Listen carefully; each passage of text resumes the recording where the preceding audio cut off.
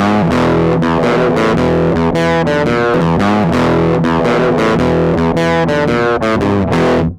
everyone, Howie Fisher from Fisher's Flies. Thanks for checking in. Today I'm tying up the Baby Got Back Sally. This is just a yellow Sally pattern, pretty simple, but with just a little bit of foam in there to help with it floating, especially on those high water spring days when you want to fish a dry fly. For the hook, I'm getting started with an Ahrex Freshwater 503, which is the dry fly light barbless, and UTC 70 denier in yellow.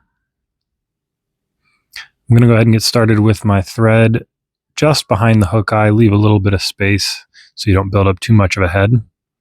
Snip off my tag, and I'm going to go straight to the bend of the hook. I'm going to use Tactical Microflash Dub in Berry from Fulling Mill.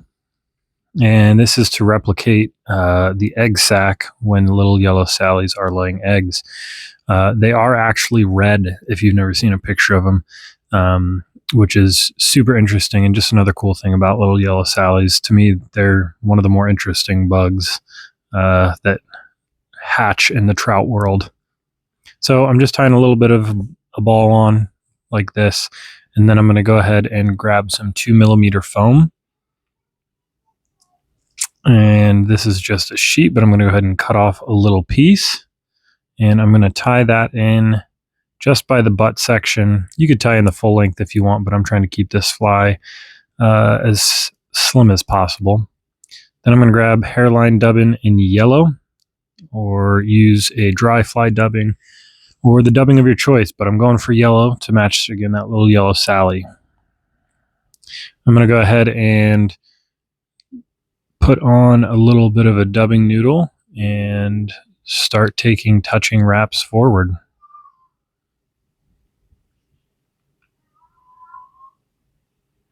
And once I've reached about the point where I started my thread, I'm actually going to go ahead and add a little bit more here. But once I've reached that point, then I'm going to go ahead and actually fold this foam over and tie it in.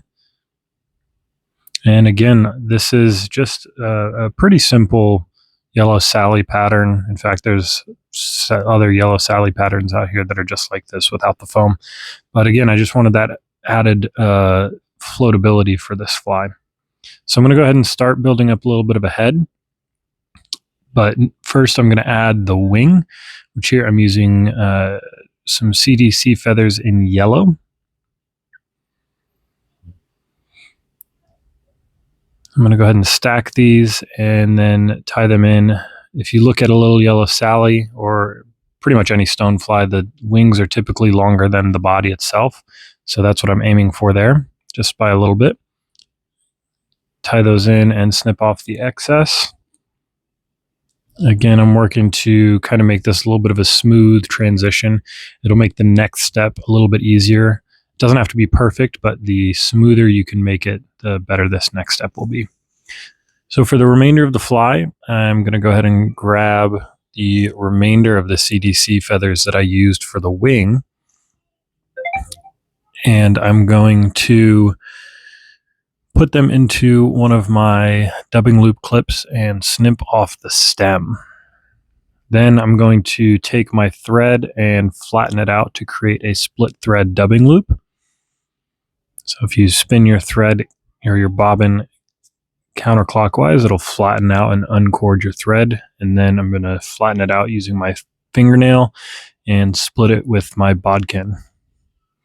Once I've done that, I'll take that CDC and insert it into the thread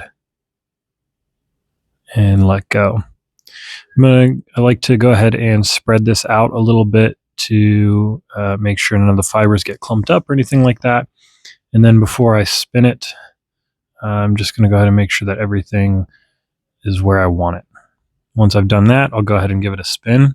On this specific pattern, I like to leave a little bit on that back end, actually. It just fills in the space, adds more buoyancy, rather than cut those fibers flush with the thread on the rear side, or the side that's going to be closest to the hook.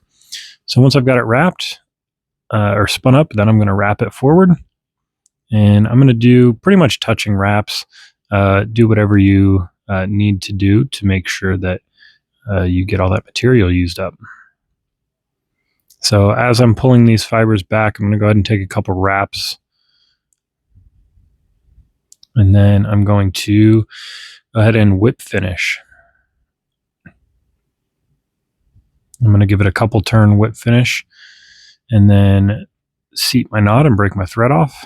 And before doing anything else, I like to, especially on a pattern like this where you're using that split thread dubbing loop or anything similar, go ahead and hit it with a little bit of Solarez bone dry. And that's just to make sure that dubbing loop or that whip finish doesn't come undone, especially since I'm coming in here and I'm going to take this brush and brush out these fibers to make sure none got stuck.